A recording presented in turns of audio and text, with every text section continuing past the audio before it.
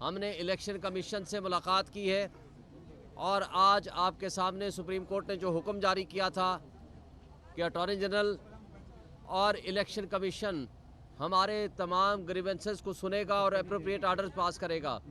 हमने अपने तमाम ग्रीवेंसेस जो कि सैकड़ों की तादाद में हैं, जहाँ जहाँ से रिपोर्ट्स हुई हैं वो हमने उनको बताई हैं। इलेक्शन कमीशन ने, जिसमें चीफ इलेक्शन कमिश्नर और मेंबरान ने हमें तहम्मुल मिजाजी से सुना, सारे हमारे मसाइल नोट किए और उन्होंने हमें यकीन दिलाया है कि जिन जिन हलकों में, जिन जिन जगहों पे, जिन जिन हमारे कैंडिडेट्स के साथ ज्यादती हुई है उनका इजाला किया जाएगा। उन्होंने अभी एक लेटर जारी कर दिया है और अभी आपको एक प्रेस रिलीज़ भी जारी कर देंगे, आपको पहुंचा देंगे। और साथ ही उन्होंने ये वादा किया है कि जिनके ग्रीवेंसेस हैं वो सारे रिड्रेस होंगे और जिन रिटर्निंग ऑफिसर्स ने कोई सहूलतकारी की है, फ्री एंड फेयर इलेक्शन के रास्ते में रुकावट पैदा करने की कोशिश की है, जिन पुलिस ऑफिसर्स या ऑफिशियल्स ने कोई भी गैर आइनी, गैर कानूनी काम किया है या कोई भी फ्री एंड फेयर इलेक्शन की स्मूथ रनिंग में कोई मसाइल पैदा करने की कोशिश की है, उन सब के ख़िलाफ़ एक्शन होगा। और न सिर्फ एक्शन होगा बल्कि उनको तब्दील भी कर दिया जाएगा। और आज वो कोई भी मुनासिब कुछ डायरेक्शंस उन्होंने जो उनके पास पहुंच चुकी थी उनकी हद तक उन्होंने डायरेक्शंस जारी कर दी हैं और भेज दी हैं।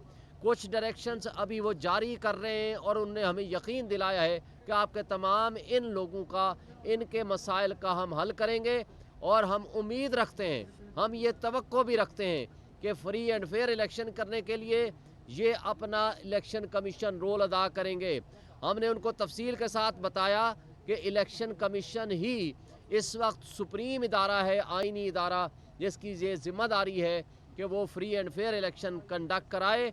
और उसके लिए तमाम एग्जेक्टिव अथॉरिटीज़, तमाम प्रोविंशियल एंड फेडरल गवर्नमेंट वो पाबंद हैं इस हवाले से कि वो उनको असिस्ट करें।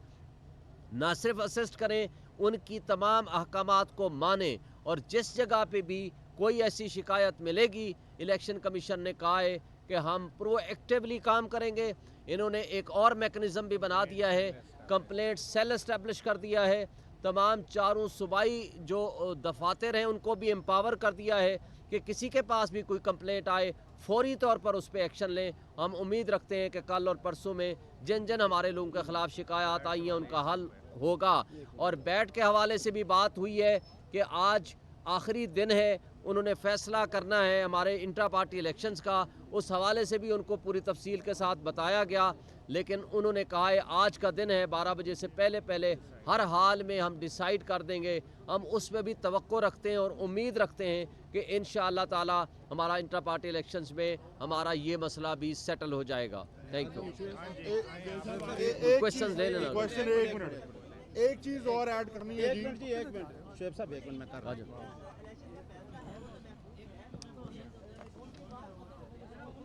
एक मिनट बोल लिया, एक मिनट। बिस्मिल्लाहिर्रहमानिर्रहीम। सबसे पहले तो आज पूरी कौम को मुबारकबाद कि सुप्रीम कोर्ट ऑफ पाकिस्तान ने इमरान खान और शाह महमूद कुरैशी साहब की साइफर में बेल ग्रांट अलाउ कर दी है। दूसरा, क्योंकि आज एक पटिशन हमारे वर्कर्स की तरफ से दायर हुई ड्यूरिंग आर्गूमेंट्स ऑफ बेल, मैं पेश हुआ अदालत के सामने, क्योंकि मैं एज ए चीफ कमिश्नर अपनी पार्टी को भी रिप्रेजेंट कर रहा हूँ, इंटर पार्टी इलेक्शन भी करवाया है।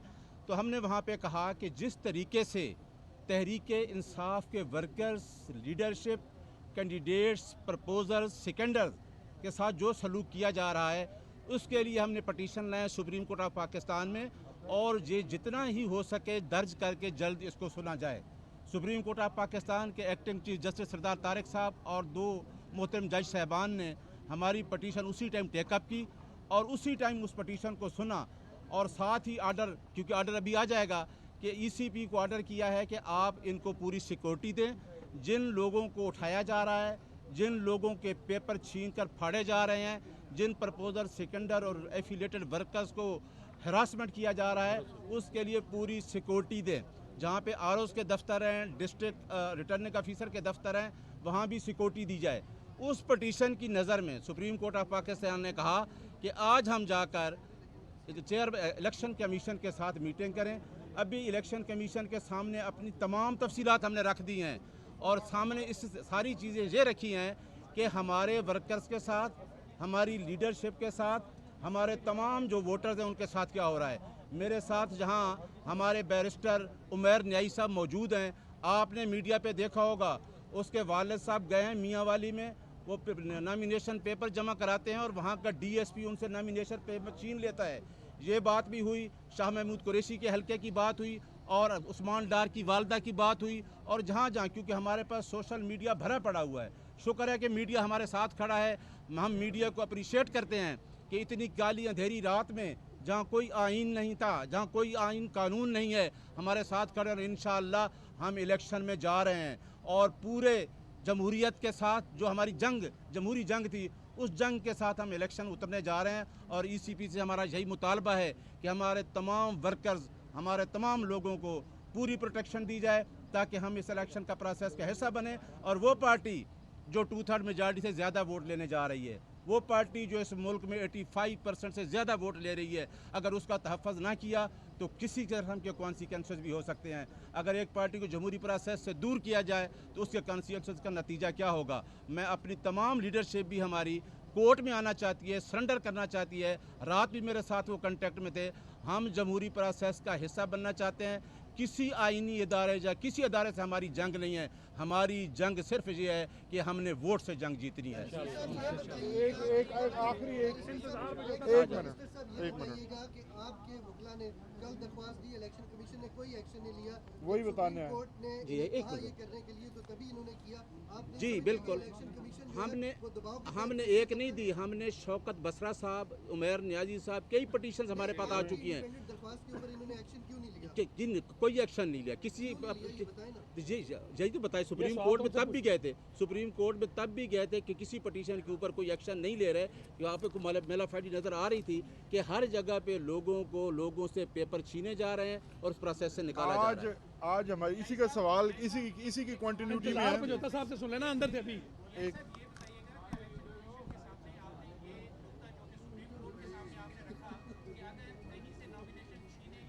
इसी की ये बता रहा हूँ, मैं बताता हूँ इसका,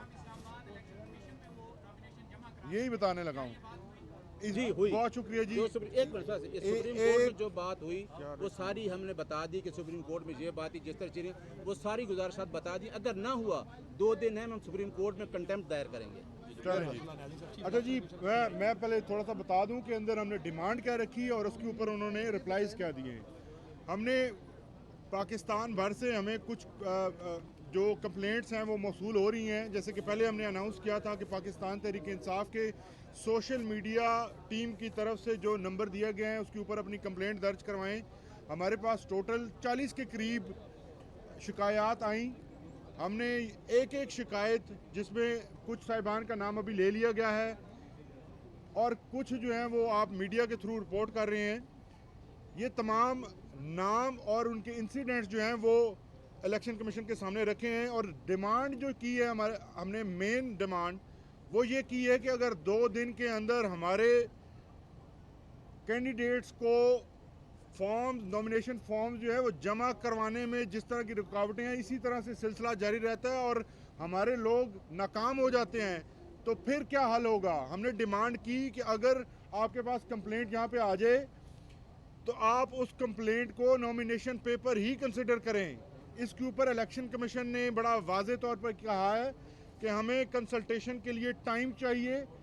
इलेक्शन कमीशन ऑफ पाकिस्तान इसके ऊपर हमें बाद में प्रेस रिलीज़ के ज़रिए जवाब देगा।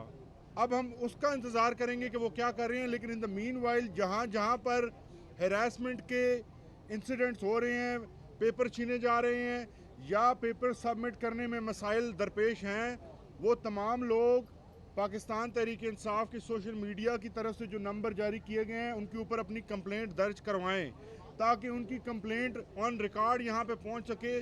जो भी लीगल एक्शन होगा फिर उसकी बुनियाद के ऊपर होगा। बहुत शुक्रिया। सही हो गया।